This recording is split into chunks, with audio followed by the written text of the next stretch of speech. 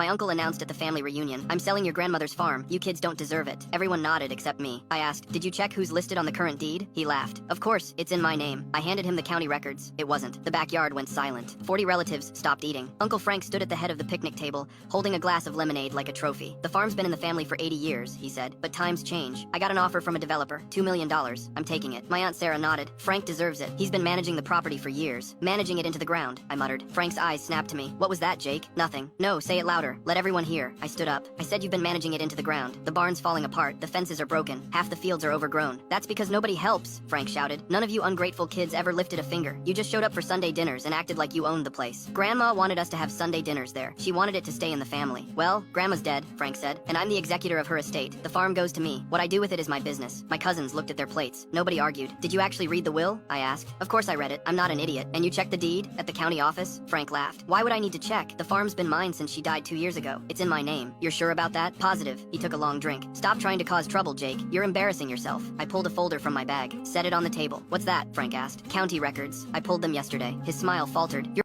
bluffing." "Open it." He grabbed the folder, yanked out the papers. His face went from tan to gray in about 5 seconds. "This is fake," he said. "It's not. It's certified. See the county clerk's stamp?" Frank's hands shook. "This doesn't make sense." "The will said." "The will said you were executor. It didn't say you inherited the property." My Aunt Sarah grabbed the papers. "Read them." Her mouth fell open. "Whose name is on it?" my cousin Tim asked. "Mine," I said. The table erupted. "That's impossible!" Frank shouted. "Your grandmother would never." "She did. 3 months before she died, she transferred the deed, had it witnessed and notarized, filed it with the county." "Why didn't anyone know?" Sarah demanded. "Because Grandma asked me to keep it quiet. She wanted to see what Frank would do, whether he'd honor her wishes or try to cash out." "This is fraud." Frank slammed his hand on the table. "You manipulated her. She was senile." "She wasn't senile. I have medical records proving she was mentally competent. Her doctor signed off. Her lawyer was present at the transfer." "What lawyer?" "Martin Chen. He's been the family attorney for 30 years. You know him." Frank pulled out his phone, started dialing. "Don't bother," I said. "He's expecting your call." I told him this conversation was happening today. Frank's finger hovered over the screen. "Grandma knew you'd sell," I continued. "She told me about the developer who'd been calling you for years. She knew you'd take it the second she was gone. So she gave it to you?" Tim asked. "Why you?" "Because I'm the only one who visits the farm every week, who fixes the fences, who mows the fields, who actually gives a damn about keeping it alive." Frank pointed a shaking finger at me. "You conned an old woman."